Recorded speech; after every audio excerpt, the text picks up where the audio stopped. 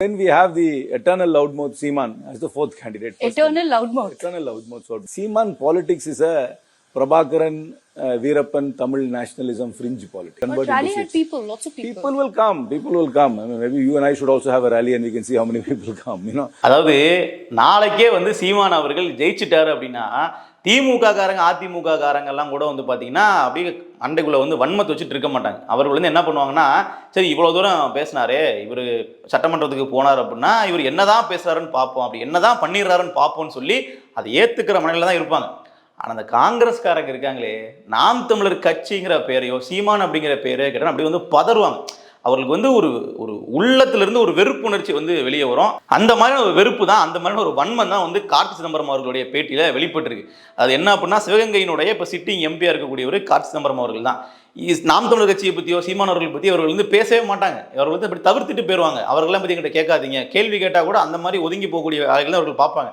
அப்புறம் எதுக்கு இப்போ பேச வேண்டிய தேவை இருக்குது அப்படின்னா, காரைக்குடி தொகுதியை பொறுத்தளவு சீமான் அவர்கள் தவிர்க்க முடியாத ஒரு கேண்டிடேட்டாங்க. அவர் வந்து கிட்டத்தட்ட வெற்றி வாய்ப்பு அதிகப்படியாக உள்ள கேண்டிடேட்டுங்க அப்படிங்கிறதுனால இவர் வந்து இவரோட கேர் ஆஃப்ல இருக்கக்கூடிய அந்த மாங்குடி வேட்பாளர் அவர்கள் வந்து வெற்றி பெறணும் அப்படின்னா கண்டிப்பாக சீமானை வந்து டவுன்கிரேட் பண்ணணும். சீமானுக்கு அங்கே வந்து வாக்கு விழக்கூடாது, அப்போ தான் அவர் ஜெயிக்க முடியும். அப்போ சீமான் அவர்களுக்கு அந்த ஒரு வின்னிங் ப்ராபபிலிட்டி இருக்குது அப்படிங்கிறத தெரிஞ்சுக்கிட்டு, அங்கே ஒரு வெற்றி வாய்ப்பு இருக்குங்கிறத தெரிஞ்சுக்கிட்டு தான் இவர் இந்த மாதிரி வந்து பேசிட்டு இருக்காரு. இது இந்த ஒரு விஷயத்தை மட்டும் நம்ம வந்து அப்படி பேசிட்டு கடந்து போக முடியாது. காங்கிரஸ் கட்சிக்கும் நாம் தமிழர் கட்சிக்கும் இடையில ஒரு விஷயம் போயிட்டு இருக்கு இல்லையா. தமிழ்நாட்டை பொறுத்த அளவில் நாம் தமிழர் கட்சி காங்கிரஸை விட பெரிய கட்சி.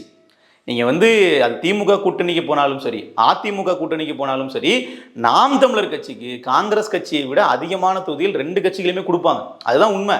நீங்கள் வந்து கிட்டத்தட்ட 8 விழுக்காடுக்கு மேலே வாக்கு வங்கி வச்சிருக்கக்கூடிய ஒரு கட்சியை காங்கிரஸ் கட்சியோட ஒப்பிடவே முடியாது. அது ஒரு தேசிய கட்சியாக இருக்கலாம், அது இந்தியா முழுக்க வந்து ஒரு பின்னடை சந்திச்சிருக்கக்கூடிய கட்சி தான் வந்து காங்கிரஸாக இருக்கே தவிர ஒரு லீடிங்லேயோ ஒரு முன்னிலையிலேயோ பெருசாக இல்லை. பிஜேபி வந்து இப்படி இருக்காங்கன்னா காங்கிரஸ் வந்து இப்படி தான் இருக்காங்க. அவர்கள் சரிக்கு சமமாக கூட அவர்கள் போட்டி போட முடியாது பல தொகுதிகளில். அந்த அளவில் தான் காங்கிரஸ் இருக்குது. இந்தியா கூட்டணியிலிருந்தே எப்போ அடிச்சு வரக்கலாம் அப்படிங்கிற மாதிரி தான் மற்ற கட்சிகள் காங்கிரஸை பார்த்துட்டு இருக்காங்க. திமுக மட்டும்தான் இங்கே உள்ள சிறுபான்மையினர் வாக்குகளுக்காக காங்கிரஸ் வந்து அப்படியே கெட்டியாக பிடிச்சிட்டு இருக்காங்க. இதுதான் நிலைமை.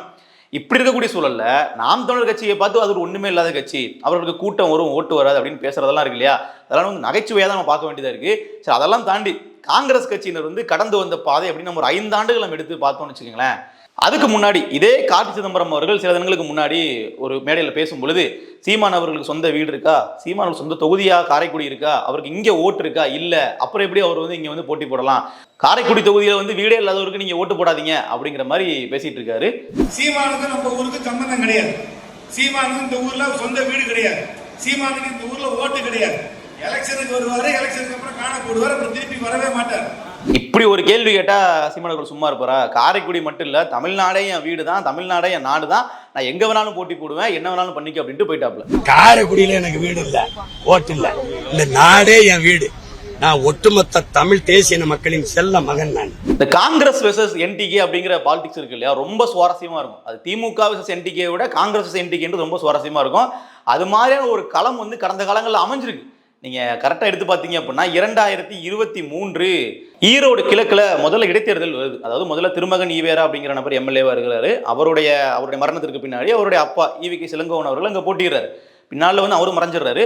ஸோ அவர் வந்து போட்டியிட்டு வெற்றி பெறும்போது அவர்கிட்ட போயிட்டு கேட்குறாங்க, நாம் தமிழர் கட்சியினர் வந்து ஒரு கணிசமான வாக்குகள் வந்து எடுத்திருக்காங்களே அப்படிங்கிற மாதிரிலாம் கேட்கும்பொழுது, நாம் தமிழர் கட்சியா, இது 10,000 வாக்குகளா, 10,000 ஓட்டு நாம் தமிழ் எடுத்துட்டாங்களா அப்படின்ட்டு அவருக்கு அப்பவே ஒரு மினி அட்டாக்கே வந்து வந்துச்சு. அந்த அளவுக்கு வந்து அதிர்ச்சியில் இருப்பாங்க.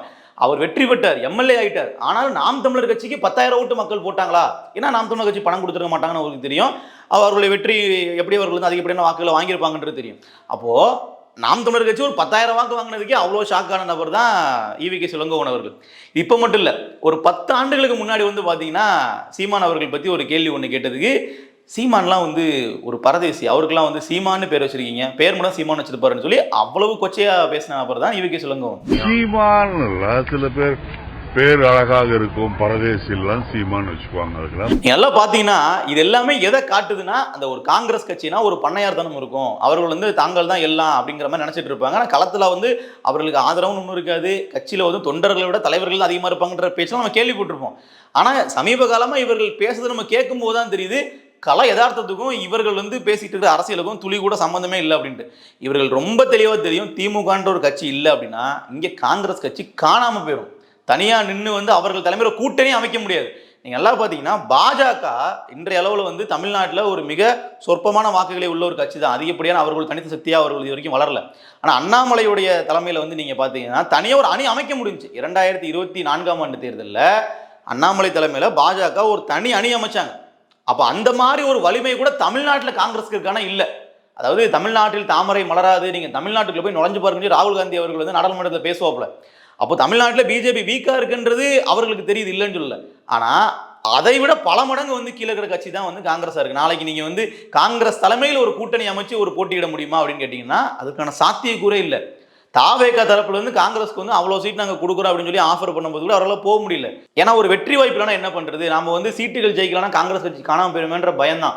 அப்போ எந்த ரிஸ்கையும் எடுக்காம ஈஸியா வந்து திமுக முதல்ல நம்ம சவாரி பண்ணலாம் அப்படின்னு நினைச்சிட்டு இருக்கிற ஒரு கட்சி தனியா நின்று அங்கீகாரம் பெற்ற ஒரு கட்சியை பார்த்து கேள்வி பண்றதோ இல்லை அவர்களாம் ஒரு கட்சி இல்லைன்னு சொல்றதெல்லாம் கேட்க நகைச்சுவையா இருக்கா இல்லையா? இதுக்கெல்லாம் பழைய வரலாறுன்னு ஒன்று இருக்கு. நாம் தமிழர் கட்சி ஒரு கட்சியாக உருவெடுத்து தேர்தலில் போட்டியிடுறதுக்கு முன்பே காங்கிரஸ் கட்சியோட கதையை தமிழ்நாட்டில் முடிச்சிருக்கு அப்படிங்கிறது வரலாறு.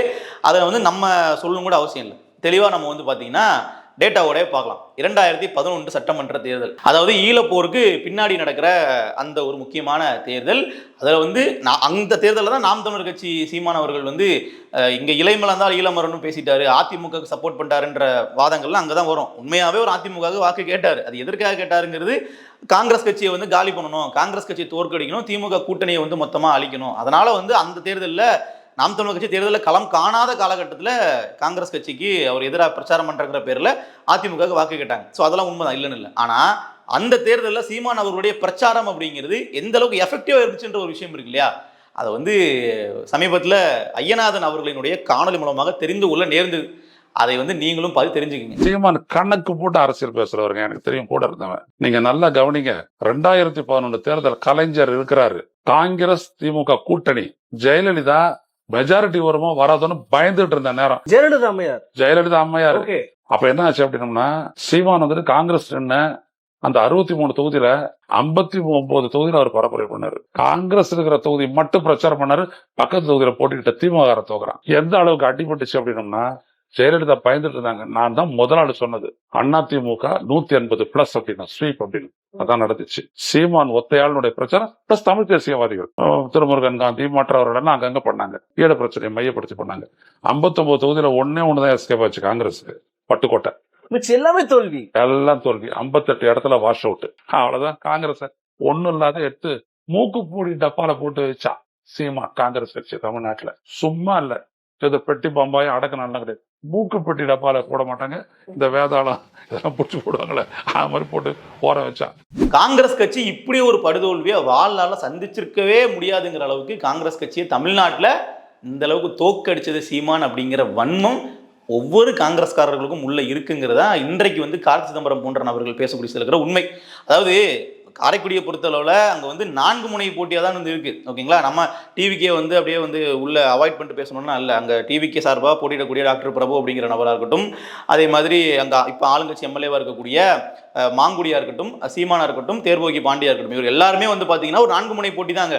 அப்போது டிவிக்கே பிரபுவுக்கு கொடுக்குற வெயிட்டேஜ் அதே மாதிரி வந்து அங்க அமமுக சார்பாக கடந்த காலங்களில் போட்டிட்டு இப்போ வந்து அதிமுக கூட்டணி சார்பாக வந்து போட்டியிடக்கூடிய தேர்வோகி பாண்டி அவர்கள் கொடுக்கக்கூடிய முக்கியத்துவத்தை சீமான் அவர்கள் கொடுக்க தயங்குறாரு. ஏன்னா சீமான் அவர்கள் கட்சியினுடைய தலைவர். ஒரு விருப்பப்பட்டாலும் படலன்னாலும் சீமான் அவர்கள் கட்சியினுடைய தலைவர் தான். அவருக்கு அதிகப்படியான வாக்குகள் அங்கே விழும், அது இயல்பாகவே விழும். அதற்கான காரணங்களை நம்ம பல வீடியோக்களில் பேசிட்டு இருக்கோம். ஒட்டுமொத்த கட்சி ஆவரேஜாக வாங்கக்கூடிய வாக்குகளை விட சீமான் நிற்கக்கூடிய தொகுதியில் 3 மடங்கு வாக்குகள் அதிகமாக வந்து சீமான் வாங்குவார். நீங்க கவனிச்சு பாத்தீங்க அப்படின்னா கடந்த 2021 தேர்தலில் அதிமுகவிற்கு இணையான வாக்குகளை திருவொற்றியூர் தொகுதியில் சீமான் அவர்கள் வாங்கியிருந்தார். அதிமுக சார்பாக சீமான் எதிர்த்து போட்டியிட்ட நபர் ஏற்கனவே அங்கே எம்எல்ஏவா இருந்தவர். அதே மாதிரி திமுக சார்பாக போட்டியிட்ட நபர் வந்து அங்கே ஒரு ஸ்ட்ராங்கான கேண்டிடேட், அப்படி சங்கர் அவர். அப்போ இந்த மாதிரி இருக்கிற இடத்த தான் சீமான் அவர்கள் போட்டிடுறாரு. போட்டிட்டு அதிமுகவுக்கு இணையான வாக்குகள் வாங்குறாரு.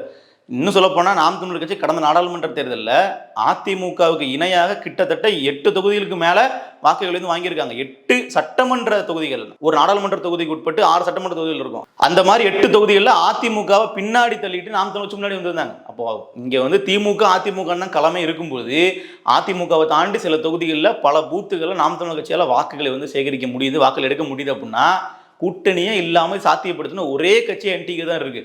அப்போ அதுவும் காரைக்குடி வந்து நாம் தமிழர் கட்சிக்கு ஒரு சாதகமான களமும் கூட. இவர் கூட பேசும்போது சொல்றாரு, தஞ்சாவூர்ல இருந்து ஒரு வேட்பாளரா சீமான் அவர்கள் போட்டாரு, இங்க போட்டு வந்து பாத்தீங்கன்னா அவர்கள் 1.5 லட்சம் வாக்குகள், கிட்டத்தட்ட கரெக்டா சொல்ல போனா 1,65,000 வாக்குகளை எழிலரசி அப்படிங்கிற வேட்பாளர் அவர்கள் வாங்குறாங்க. ஒரு பெண் வேட்பாளர் சிவகங்கையில வந்து போட்டியிட்டு இவ்வளவு வாக்குகளை வந்து காடு சிதம்பரத்துக்கு எதிராக தான் அவர்கள் வந்து வாங்குறாங்க. அப்ப இதெல்லாம் அவர்களால் ஜீரணிச்சிக்க முடியல. எப்படி வந்து இவ்வளவு வாக்குகள் வாங்குறாரு அவருக்கு புரியல.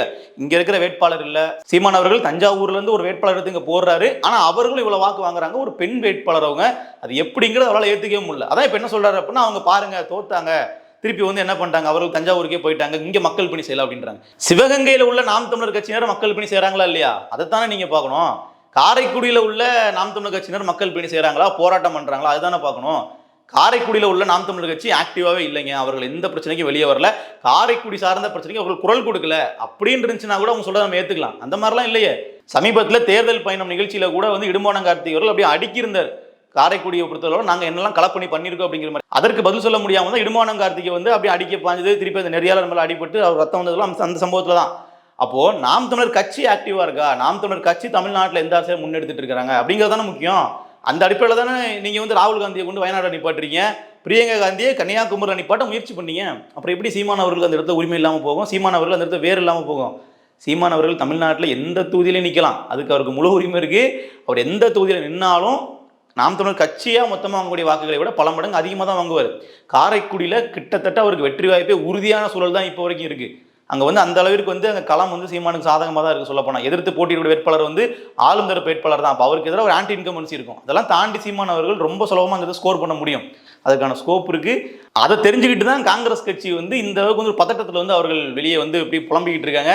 இதே வந்து சீமான் அவர்கள் அந்த தொகுதியில் நாளைக்கு வந்து வெற்றி பெற்றார் அப்படின்னா கார்த்தி சிதம்பரம் போன்ற நபர்களினுடைய நிலைமை நினைச்சா வந்து பரிதாபமாக இருக்குது. பொறுத்திருந்து பார்ப்போம். நன்றி.